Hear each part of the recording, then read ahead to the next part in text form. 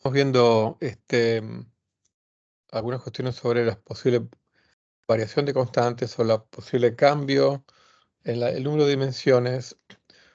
eh, y todo esto en realidad, para retomar, estamos hablando de eh, la historia de las ideas acerca de la existencia o no de diseño en el universo. Em, la variación de las constantes tenía que ver con entender el propio valor de las constantes fundamentales de las leyes de la física. Em, Ahora lo que vamos a ver un poquito es como un poquito de un juego, en el cual ha trabajado, no, digo, bastante gente, cierta cantidad de gente, sobre todo en las décadas, los pioneros en la década del 70, 80, 90, y también algunos trabajos de este siglo, sobre cómo cambiaría el universo si algunas constantes fueran diferentes. Vamos a empezar a compartir pantalla. Pero no en cuanto a ver si fueran funciones del tiempo, sino si hubieran sido diferentes, o si tomaran otro valor, o cómo sería un universo con otro valor de las constantes fundamentales. También como forma de ver cuán ajustadas están o no a la existencia nuestra, a la existencia de vida en general, de complejidad en general, más general, en el universo. Entonces, por supuesto que, como vimos en la clase anterior, hay eh, alrededor de 26 constantes fundamentales, con lo cual el espacio a variar es enorme, ¿no? Básicamente 26 dimensiones, pero por supuesto que incluso hasta hay quienes han argumentado que, eh, a pesar de que hay digamos, hay indicios de que variando una constante por vez, uno podría notar como un ajuste fino del valor de las constantes fundamentales a nuestra propia existencia, quizá variando varias al mismo tiempo, eh, no sería tan ajustada. Pero bueno, es una cuestión em, que implica un debate bastante complejo. Nosotros vamos a concentrarnos como para este, un poco jugar y un poco también explorar todo este mundo, ¿no? O sea, ver si- cómo sería el universo si alguna constante fuera diferente, como indicio de cuán ajustado está el universo a nuestra existencia o cuán diseñado está. En realidad, como les digo, esto sería un primer paso, de variar una única constante. La forma correcta sería explorar todo el espacio de las constantes fundamentales al día de hoy, que como hemos visto, el grado de fundamentalismo de las leyes de la física ha ido cambiando en los últimos siglos, ¿no? Pero bueno, entonces para ya ponernos concretamente, vamos a concentrarnos en estudiar cómo sería algunos aspectos del universo si la constante de la gravitación fuera diferente. ¿Por qué elegimos esa como, digamos, uno podría estudiar muchas otras, no lo vamos a hacer, porque este es digamos, un ciclo de clases sobre el debate de la existencia o no de diseño y no específicamente en explorar todas las alternativas o todos los universos alternativos que habría variando distintas constantes fundamentales. Vamos a tomar como ejemplo la constante de la gravedad. ¿Por qué? Y bueno, como hemos visto, la constante de la gravedad está metida en números muy grandes. Cuando uno la compara con la constante, con la fuerza eléctrica, la fuerza gravitatoria, obtenemos números del orden de 30 a 40, 30, 39 a 40 ceros, ¿no? 0,3901, 10 a la menos 40, digamos, o bueno, o su inversa 10 a la 40. Entonces, vamos a explorar. Hay varias referencias. Yo, digamos, les cito una de las fundamentales, dentro de las cuales hay muchas referencias más, que es un libro hoy en día ya clásico de Barrow y Tipler, que ya lo mencionamos en alguna otra clase, que es el principio entrópico cosmológico.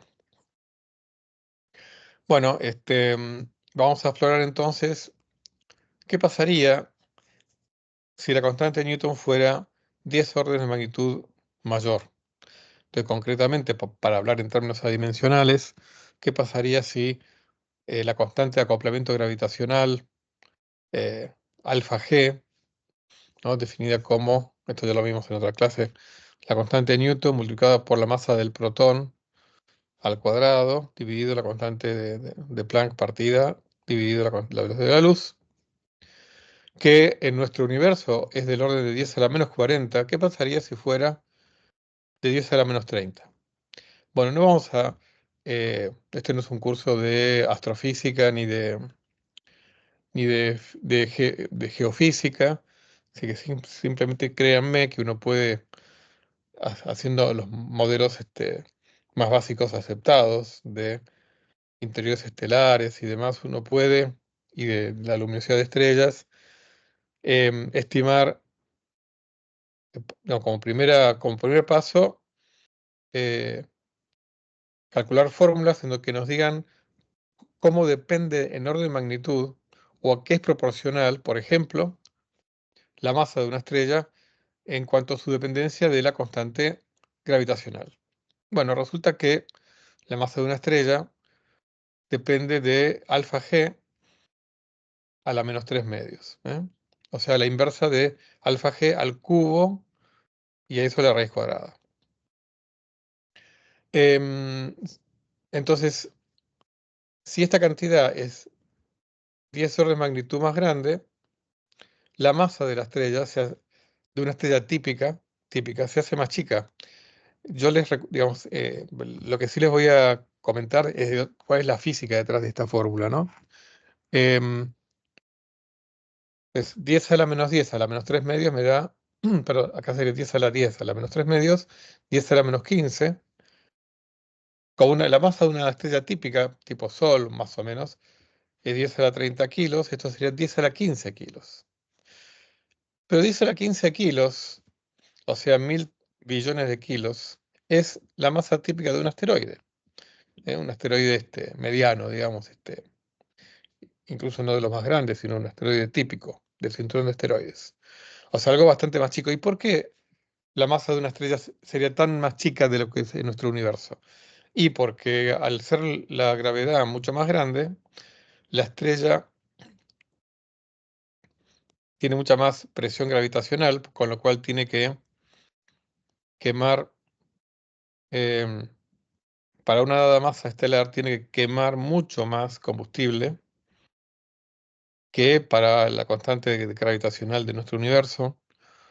Y relacionado con esto, la estrella más pequeña que podría generar reacciones de fusión ya no sería una estrella en nuestro universo, digamos, un cuerpo que tenga una masa de, pongámosle, 10 veces la masa de Júpiter, ya entra en el umbral de lo que se llama enana marrón y puede empezar a generar lentamente reacciones termonucleares.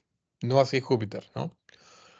Am, pero si la constante de acoplamiento gravitacional fuera 10 órdenes de magnitud mayor, bastaría con un cuerpo del orden de un asteroide para que empezara a haber fusión nuclear.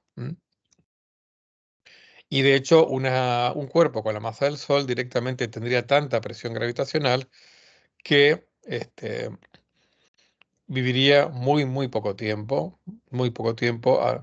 a punto tal que en realidad ni siquiera sería factible su propia condensación, porque ya, digamos, cuando en el núcleo de esa nebulosa primordial, pre-sistema solar, ya se hubiera formado eh, una aglomeración de un tamaño del orden de un asteroide, ya empezaría a haber tímidamente reacciones nucleares, con lo cual podría acretar más masa, pero ya al poco tiempo la propia luminosidad em, de esa protoestrella empezaría a, a empujar al resto de la materia hacia afuera y bueno, en todo caso se formarían planetas, pero ya sería más difícil que se forme una estrella y aún en el remoto caso de que se formara, esta estrella podría vivir incluso hasta este, pocos años, ni siquiera miles de años.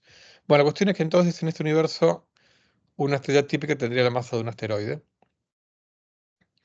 Eh, la edad de esa estrella típica sería mucho menor. Imagínense una estrella 10 a la 15 veces menos masiva que el Sol viviría mucho menos.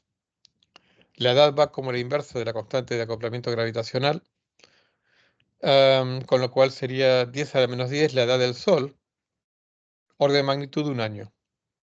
O sea que una estrella en este caso duraría un año más o menos, con lo cual me corrijo lo que dije hace un ratito. En el hipotético caso de que pudiera existir una estrella con la masa del Sol, viviría minutos, digamos.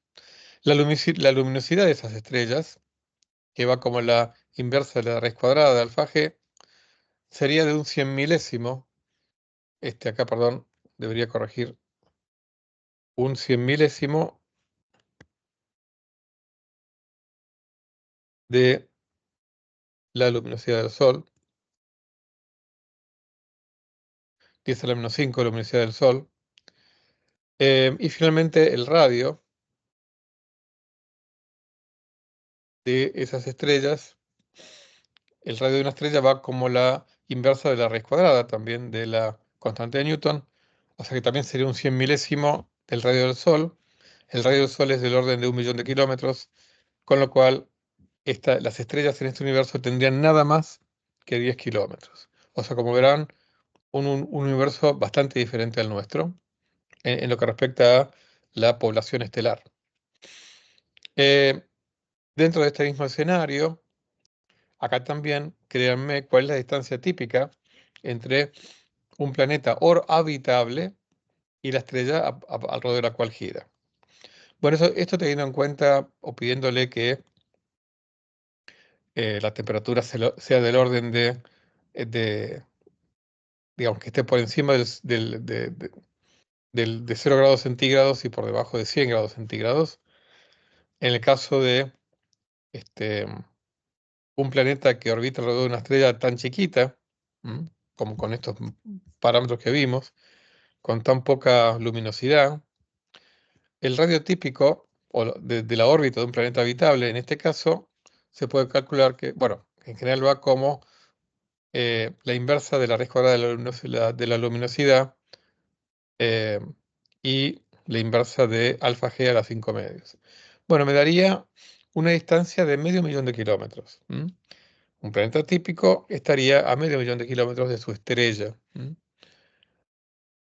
Pero ese planeta además sería, como se imaginarán, mucho más chico que un planeta rocoso de nuestro sistema solar.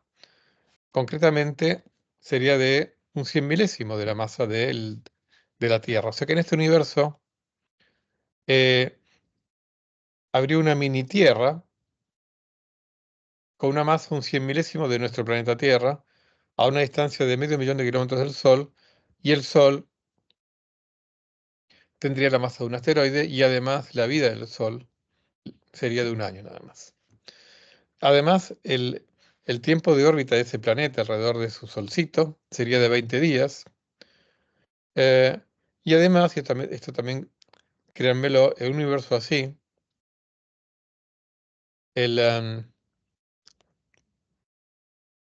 el radio de Hubble, o sea, digamos, la distancia del universo observable, de ese universo observable, sería de un año luz en lugar de 10.000, orden de magnitud, 10.000 millones de años luz, que es nuestro universo. Como verán, un universo bastante diferente al nuestro,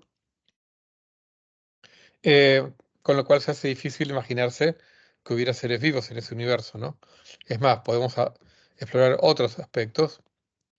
Esto también, créanmelo, el radio de una galaxia típica, para empezar, una galaxia típica tendría alrededor de 100.000 estrellas, no 100.000 millones, como la nuestra, o de magnitud. El radio de la galaxia, eh, que va como la inversa de la constante de Newton, sería de 10 a la menos 10, el radio de nuestra Vía Láctea, que es de más o menos 100.000 años luz. 10 a la menos 10 por 100.000 años luz me da 10 a la 8 kilómetros, o sea, 100 millones de kilómetros. O sea, la galaxia, la mini Vía Láctea, en ese universo alternativo, tendría 100 millones de kilómetros de radio. Típicamente la distancia entre esas 100.000 estrellas sería de un 1% de la distancia Tierra-Sol. O sea, la distancia entre las estrellas sería del orden de 1.000.000 de kilómetros, con lo cual los planetas pasarían de estrella en estrella, tipo Tarzán cuando usando lianas salta de árbol en árbol. ¿Eh? Los planetas pasarían de estrella en estrella, con lo cual ya la posibilidad de vida se nos hace más y más difícil de imaginar.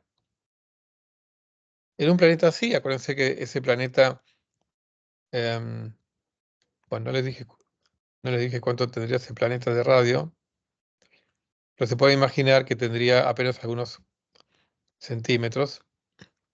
Las montañas más altas de ese planeta tendría 30 centímetros. Ese planeta tendría, digamos, no lo puso acá, pero algunos cientos de metros, no mucho más. Em, y bueno, y acá típicamente la masa de un ser vivo, para no morir aplastado por su propia gravedad, sería del orden de un 100 millonésimo de la masa de un ser humano de nuestro universo, 10 a la menos 8, con lo cual implica que tendría alrededor de 10 a la 20 átomos. Y eso equivale a más o menos 1 miligramo. O sea que los seres vivos tendrían en este mini planeta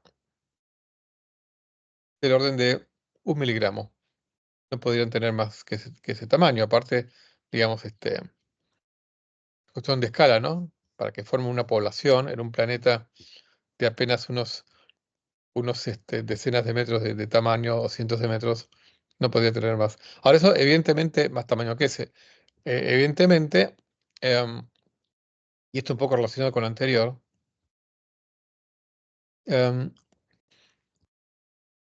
em, hay otra cuestión también, y que tiene que ver un poco con esto que les puse acá, de por qué tiene nada más que de 1 miligramo. Típicamente la energía necesaria para quebrar un hueso tiene que ver con la sección del hueso. O sea, un hueso, cuanto más grueso, cuanto más diámetro tiene, más difícil de quebrar, cuanto más finito, más fácil. Y básicamente la energía que yo tengo que aplicar para quebrar un hueso es proporcional al área de ese hueso. ¿Eh?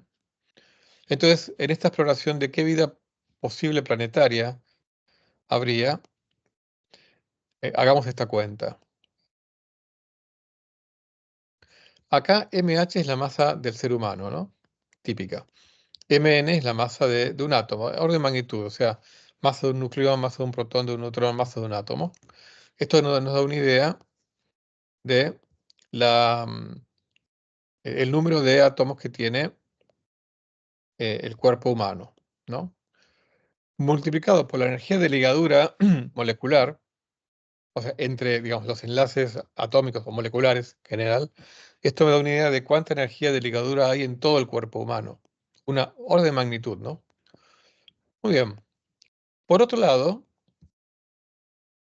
¿cuánto vale la gravedad superficial en un planeta? Bueno, esto también, créanmelo, para uno calcular la gravedad superficial de un planeta, lo que tiene que hacer un planeta está en equilibrio, está en equilibrio hidrostático, aproximadamente. O sea, entonces, ese equilibrio se obtiene con un equilibrio de presiones. ¿Cuáles son las presiones que son relevantes en el interior de un planeta? Bueno, por un lado, su propia presión, autopresión, digamos, gravitacional, que es resistida por qué cosa. Obviamente no hay reacciones termonucleares como en una estrella. Este, entonces, la principal fuente de presión con la cual el planeta resiste su propia gravedad es la presión electrostática de los propios electrones de las moléculas y la presión de degeneración que tiene que ver con que un planeta este, está lo suficientemente frío como para que la presión de Fermi, que tiene que ver con el principio de exclusión de Pauli, la presión de generación de los electrones en los átomos, también sea relevante a la hora de calcular la presión de un planeta que resiste la presión gravitacional. Entonces, cuando uno plantea ese balance, lo que obtiene es una expresión para la gravedad superficial de un planeta, que hemos denotado como G+, que es proporcional al número, Z es el número atómico promedio del planeta. O sea, es promedio, ¿no? O sea, obviamente el planeta, todo planeta tiene muchos elementos, está compuesto de muchos elementos. Uno es un promedio, le da un Z promedio. O sea, silicio, carbono, oxígeno, etcétera, ¿no? Promedio sobre todo eso. Acá está la raíz cuadrada de la constante de Newton, básicamente la constante del complemento gravitacional, dividir la constante de estructura fina por la constante de estructura fina del cubo. Acá aparece la masa del electrón, que tiene que ver con la presión electrostática y de degeneración, dividido la masa del nucleón, elevado al cuadrado, multiplicado por la masa del nucleón. Bueno, em, esta es la gravedad superficial. ¿Cuánto vale la energía potencial gravitacional de un ser vivo que esté parado en la superficie de un planeta? Bueno, acuérdense, para los que han cursado Física 1, mg por h, la masa por la gravedad superficial por la altura. Entonces, la altura del ser vivo, acá ponemos la masa del ser vivo, acá h por ser humano, porque estamos viendo la factoría de un ser humano, pero en realidad es un ser vivo que tenemos que hablar. La masa del ser humano por la altura del ser humano, por la gravedad, me da la energía potencial gravitacional. Y esto yo em, lo pido que sea menor a, esa energía perdón, energía de ligadura, pero la parte, digamos, o sea, la energía de ligadura de un hueso, o sea, que tiene que ver con el área de un hueso. Bueno, cuando uno, digamos, hace una estimación, acá, como que, digamos, em, esto me dice el número total eh, de átomos, pero como yo acá tengo que estimar un área, el área yo la obtengo del volumen elevando a 2/3. O sea, la raíz cúbica del volumen me da la longitud, elevada al cuadrado me da la longitud al cuadrado. Entonces, longitud al cuadrado me da área, ¿no? Entonces esto que tiene que ver con el número, esto es el número de átomos en un cuerpo humano. Pero elevado a 2/3 me da el número de átomos en la sección de un hueso, o sea, en un área típica, ¿no?, de un cuerpo humano. Esto tiene que ver con esa estimación del número de átomos involucrados en una sección de un hueso. ¿Mm? Este, y bueno, cuando uno pone la energía típica de ligadura molecular, bueno, uno tiene esta fórmula donde este es un parámetro que es del orden de 0,01. Bueno, ¿cuánto vale la masa de un ser humano? La densidad de un ser humano multiplicado por la dimensión de un ser humano al cubo, ¿no? Bueno, la densidad de un ser humano es típicamente la densidad típica atómica, ¿eh? Cuando digo típica, estamos hablando de una densidad no muy superior al orden de magnitud de la densidad del agua, densidad típica atómica, ¿no? Entonces, uno mete todas estas fórmulas y llega a cuál es el tamaño máximo que tiene que tener un ser vivo para que no se fracture espontáneamente. Y bueno, uno obtiene esta fórmula, créanmela, combinando todas estas fórmulas que están acá, ¿no? Acá hemos puesto el A0, es el radio de Bohr, que es el típico tamaño atómico, que hay, digamos, que aparece en la densidad atómica, ¿no? La densidad atómica es típicamente, orden de magnitud, es la masa de un nucleón dividido el radio de Bohr al cubo. ¿Ok? Bueno, la cuestión es que me da esta fórmula. Este, entonces, esta es la longitud máxima. em, a ver, alfa G.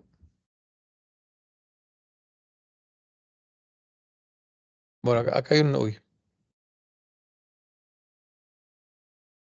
Bueno, entonces acá ya reemplacé el valor de alfa G por el que estamos trabajando, y es a la -30. Em, con lo cual, si uno pone acá las constantes estas me da una masa máxima cuando, perdón, acá me corrijo. Acá, perfecto. En nuestro universo la masa máxima es del orden de 100, digamos, 100 miligramos, o sea, 100 kilos. Em, Muy bien. Ahora, si uno calcula todo esto para la constante para el universo es alternativo,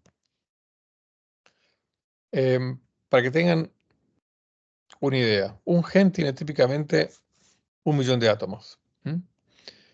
Las fluctuaciones, ¿no? Eh, son del orden de la raíz cuadrada de ese número. Esto tiene que ver con fluctuaciones eh, orden de magnitud, ¿no? Térmicas, etcétera. Con lo cual, la probabilidad de una fluctuación relativa por átomo me da 0,1%, ¿no?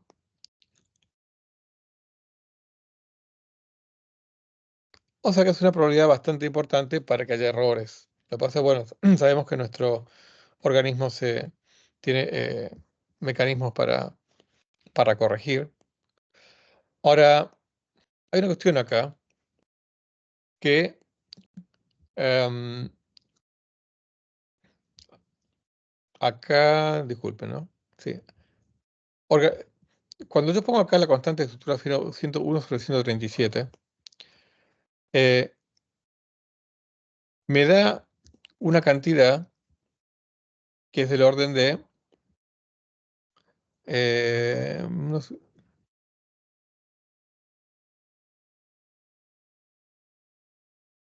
menos de 1 milímetro, ¿no? Bien.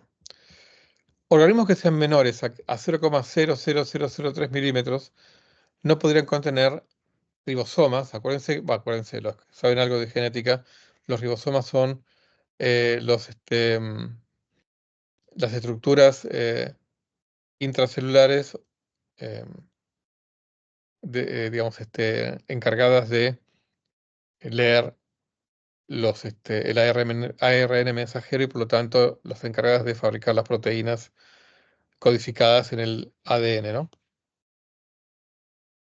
Entonces, en la conclusión de todo esto, cuando uno hace bien las cuentas y todo eso, nosotros lo hemos hecho muy por encima, es que en un universo con una constante de acoplamiento gravitatoria de 10 a la menos 30, los organismos serían muy pequeños, del orden de milímetros.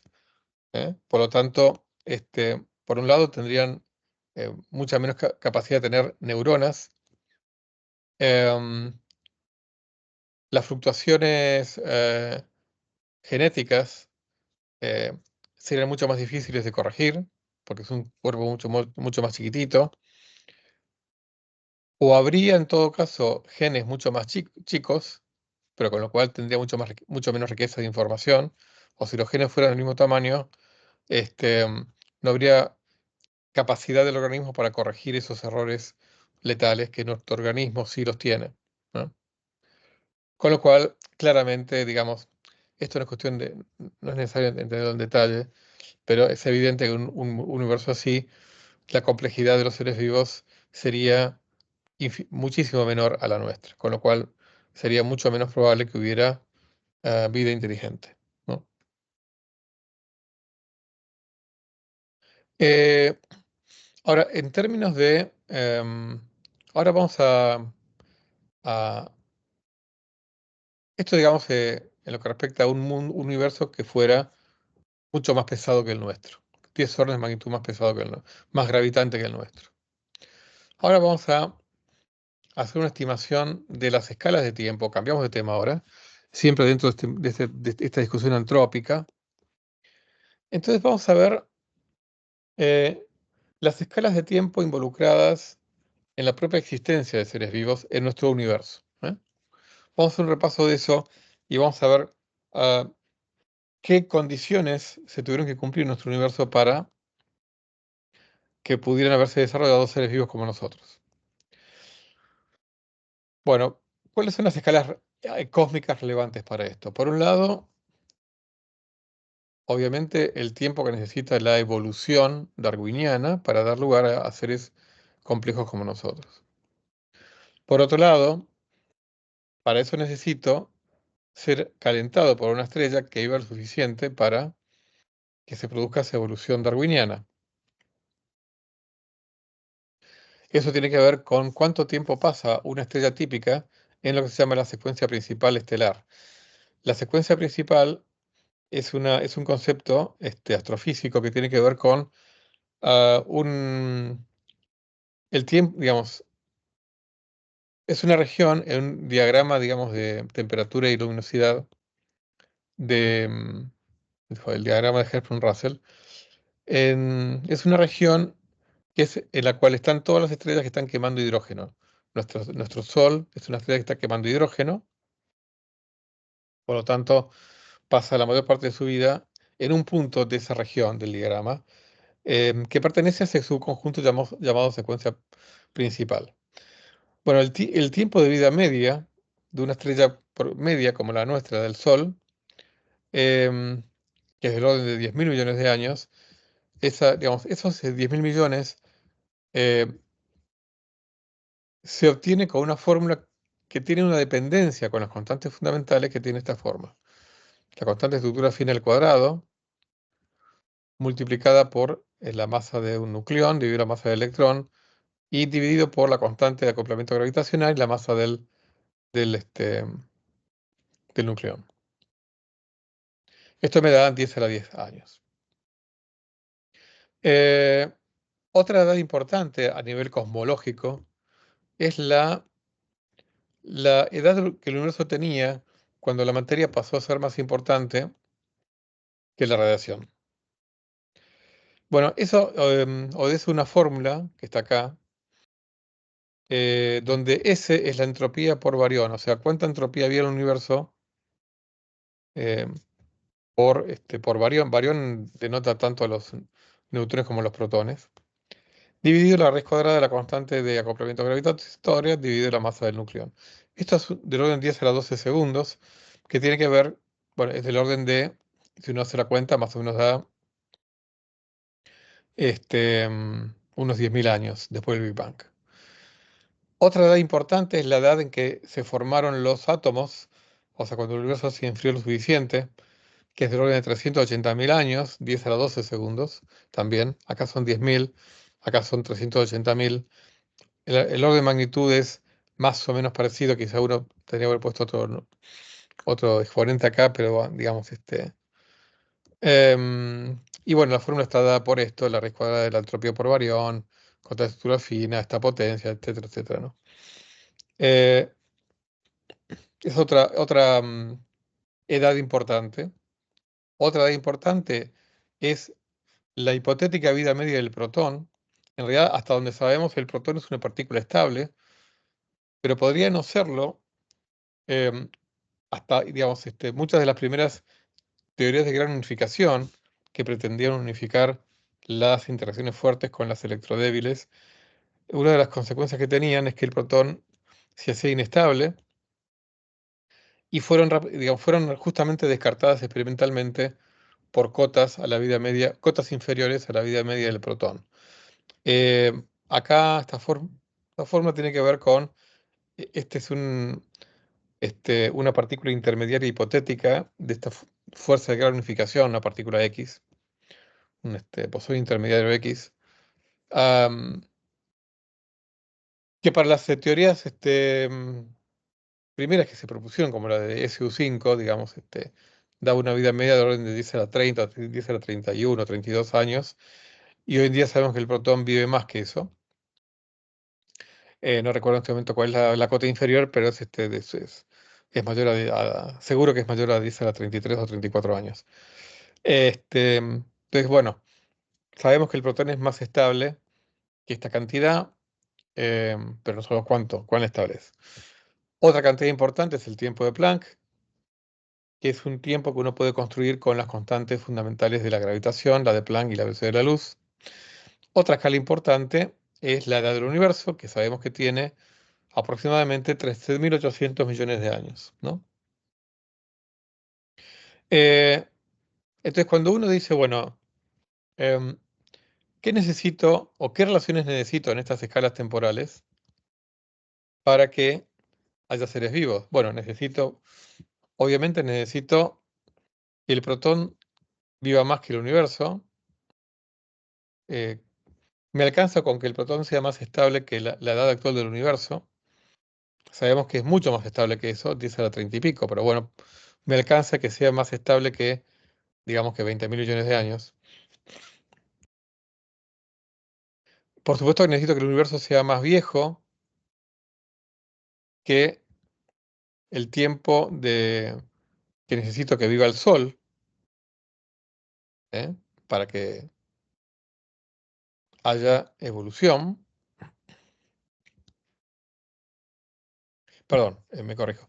Necesito que el universo sea más viejo que el tiempo que necesito para que la vida evolucione, ¿no? Em, Acá hay un error, después lo voy a corregir, porque debería requerir yo que el, el, em, el Sol viva más, lo voy a corregir ahora mismo, el Sol viva más eh, que el tiempo que necesito para que evolucione la vida. ¿Mm?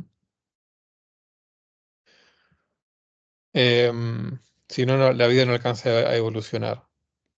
Y por supuesto que necesito em, que los átomos se hayan formado antes, así el tiempo, la edad de recombinación tiene que ser anterior. Bueno, esa es una primera estimación, digamos, del vínculo entre escalas cósmicas. ¿Ok? Por otro lado, em, hay también otra estimación en cuanto a que tiene que ver con el tamaño del universo, ¿no? Em, una estimación, esta estimación, digamos, primeramente se hizo antes de que se creyera o que haya evidencias, como las hay hoy en día, de que el universo se está acelerando. Hasta antes de eso, lo que se creía que vivíamos en un universo dominado por materia, que fue dominado por materia y que iba a seguir dominado por materia la inmensa mayor parte de la historia del universo. En ese universo,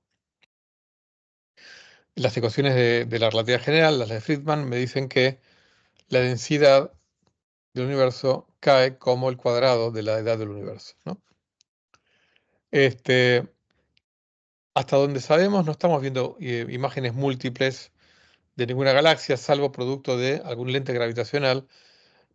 Si el universo fuera mucho más chico que la edad del universo, en algún sentido, ¿no? La luz eh, de muchas galaxias ya hubieran dado la vuelta al universo más de una vez, con lo cual la estaríamos viendo imágenes duplicadas de galaxias. No lo estamos viendo, con lo cual el universo tiene que ser más grande que el tiempo que lleva la luz viajando desde que nació. Eh, por otro lado, ¿cuánto es la masa contenida en un radio igual a la distancia que viajó la luz desde que nació el universo? Orden de magnitud, ¿no? Bueno, acá pongo masa igual a el volumen de una esfera de radio R por la densidad. Eh, si yo reemplazo la fórmula para la densidad de esta fórmula y reemplazo R por la distancia que recorrió la luz desde que el universo se está expandiendo, em, obtengo esta ecuación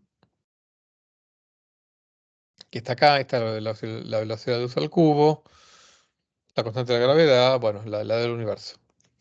Em, que si lo escribo en unidades más claras en este contexto, me da que la masa contenida en un universo, en una región del tamaño recorrido por la luz, es esto. ¿M? Eh, Donde acá es la edad del universo expresada en segundos y está la masa del Sol. Muy bien. Entonces, hagámoslo al revés.